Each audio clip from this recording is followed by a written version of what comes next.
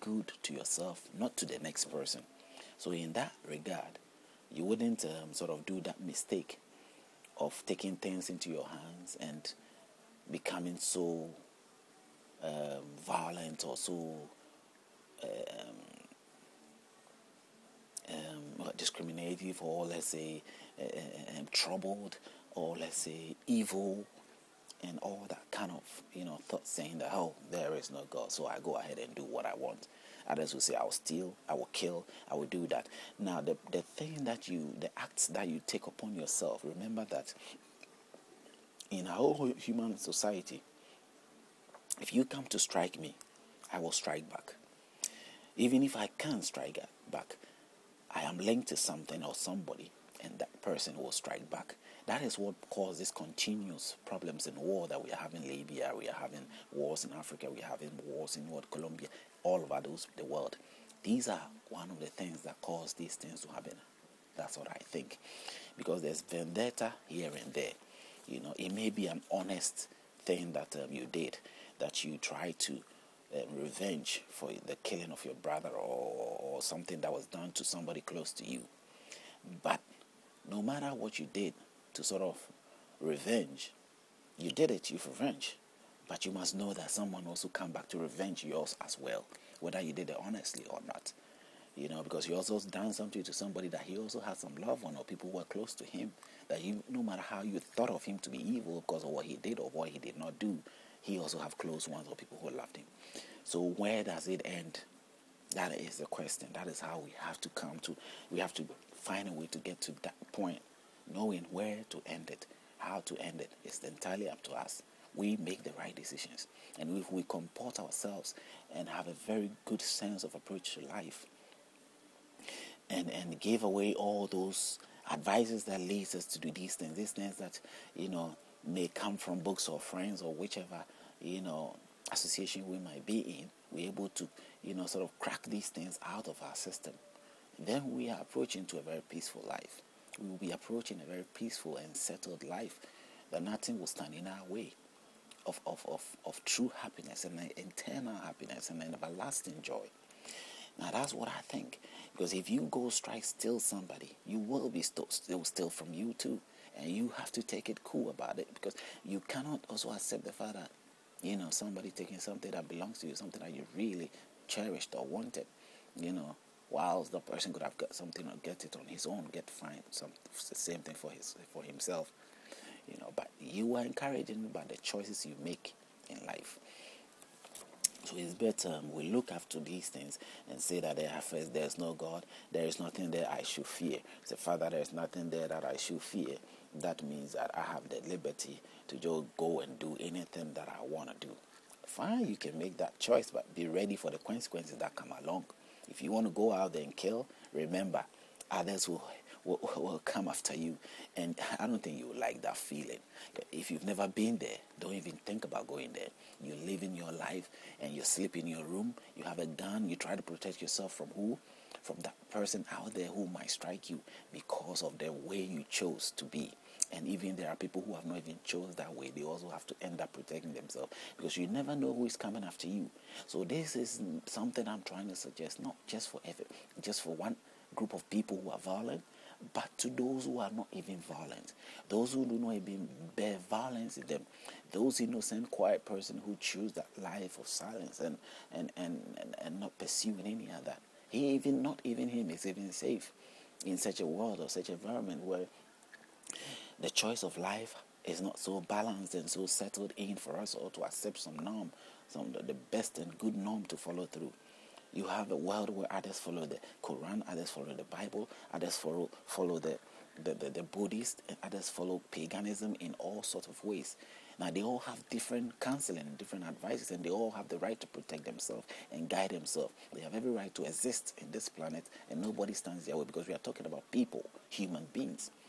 So if that is the case, if this is what we commonly come to accept and agree, then we have to then agree that there must be some consensus. There must be some point where we see that this is what we have to really look at. These are where the sources of problem are coming from.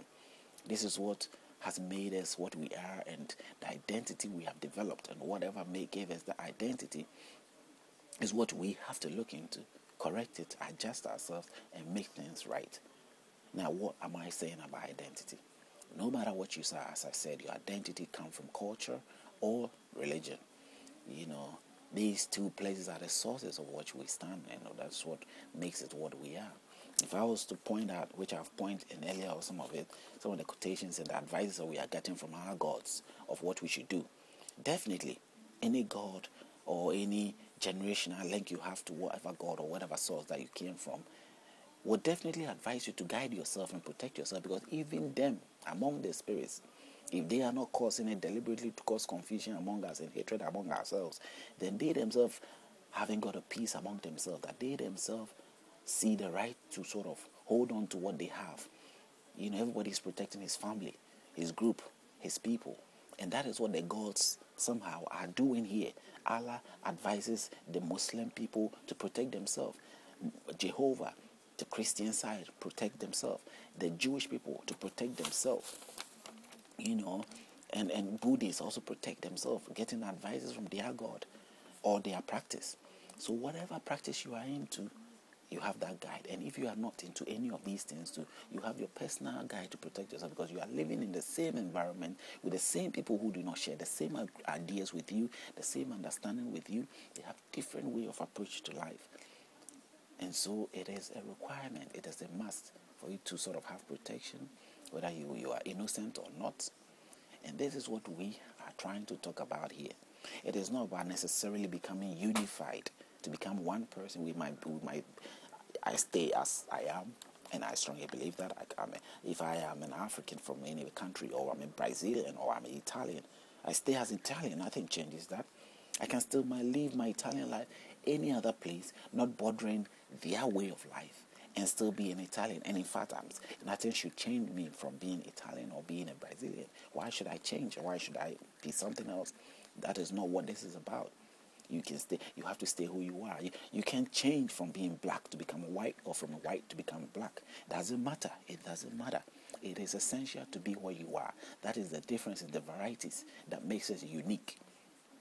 And so that variety states that we are in, which makes it unique, it's not part of this discussion. It is not necessarily something which have any effect on this discussion. But it is the characters that we bear. That is something we have picked up that is not part of our natural being. We never came along with these things. That's not the natural being, the natural facial looks that we have. It's what we are. But anything that we have made, or we have artificially generated for us to be, to sort of become, is what we have to know that is the problem. You start making plastic surgery to change your face. You must be ready to see the consequences that will come after that. You see the natural nature of who you are. If you tamper with it the slightest minute or the slightest way, it will have a great impact. Some sort of bad thing it will generate something bad, or sort of cause some difficulties or differences in your life that you may not be comfortable nor embrace. That is how it is in every way. So it is not necessarily me talking about your color or anything. If you touch your color, it becomes messy. There are evidence of so many people who get into plastic surgery, Botox, and all that, and at the end of it, it becomes very horrible. They start having problems with their body because they tempered with the natural thing that they are already, they were born with, that they were supposed to be. That's how it is. Your true character of a natural being of what you are, you stick to that. But unfortunately, we have culture and religion and things like that creeps into us to make us different.